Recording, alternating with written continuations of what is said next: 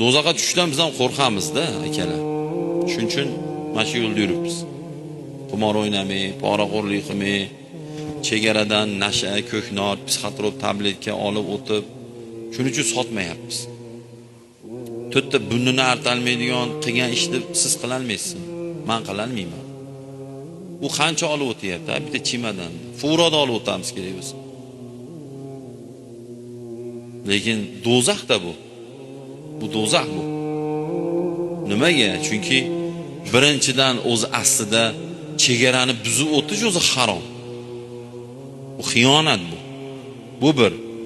Ikkinchidan Alloh taolo Qur'onda, payg'ambar hadislarida zapret qilgan, mumkinmas degan narsani olib o'tishi, bu ikkinchi gunohi.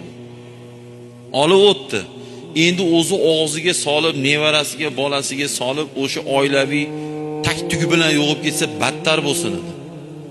Lekin yoshlarni, xalqni, millatni zaharlayapti. Bu uchinchi gunohi bu, uchinchi jinoyati bu, uchinchi harom ishi bu. Shuning uchun oldinga kelganimda adashmasam aytdim, shunaqa odamlarni bilib qolsalaring, ehsoniga, to'yiga kirmanglar. Chunki ularning puli harom bo'ladi. Bularning puli harom bo'ladi. Kirib yesangiz, sizga ham luqmangiz buziladi. Ayniqsa hozir psixotrop tabletka yoki ko'knordan chiqqan mahsulot, umuman narkotika deylik, ichiga kirib ketaveradi o'sha gerasi ham, nashasi ham, ko'knori ham, psixotrop tabletkasi ham shu hammasi kirib ketadi-da. Shunaqa bilan shug'ullanayotgan odamni bildingizmi, bo'ldi, uni nonini yemang uni. Chunki haromxo'r odamlar bular. Bu kichkina narsa emas bu endi. Haromni kim tushunib anglaydi desa, buni kim qaytarganligini his qilish kerak. Uni hozir men tilim bilan aytganim uchun harom bo'lib qolmadi. Insonga bas bir narsani halol harom deyish. Halol deydi Alloh, harom deydi Alloh. Va uni ruxsat bergan payg'ambar aytadi bu gapni. Biz uni faqat Qur'on hadisda endi madrasada o'qigan, biz arab tili o'qidik, tarjima qilib bilganimiz uchun sizlarga aytamiz.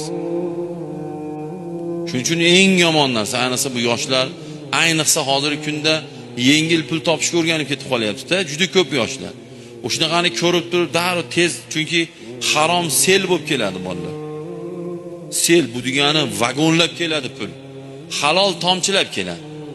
Mana 1 gektar joyga dehqonchilik qilib, 6 oy mehnat qilib sotingda 2000-3000 dollar bo'ladi. O 2000-3000 dollarni bitta operatsiyasida topib qo'yadi. Siz minmagan mashinani minishi, siz qurmagan uyni qurishi yoki siz yashamagandek boshqacha yashashi, shohona yashashi, u siz bilan mana ayniqsa yoshlar, o'sha boring ana 50 dan pasti deylik, bizni aldab qo'ymasin-da bu. Yengil hayotga o'rganib shu narsalarga qo'l urib qo'yayotgan yoki qimor yoki mana shunaqa narsalar, bu narsalarda hushyor qaynashimiz kerak.